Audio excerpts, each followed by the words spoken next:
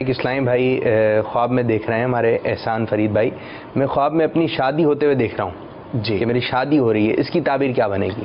شادی کی تعبیر جو ہے وہ خوشی سے کی جاتی ہے۔ اچھا، اگر کوئی شخص اپنی شادی ہوتا ہوا دیکھتا ہے تو اگر کنوارا ہے، غیر شادی شدہ ہے، تو اس کی ایک تعبیر یہ بھی ہے کہ اللہ تبارک و تعالیٰ کی رحمت سے اس کے ہاں شادی کا سلسلہ ہوگا، یعنی اس کی شادی کا سلسلہ ہوگا۔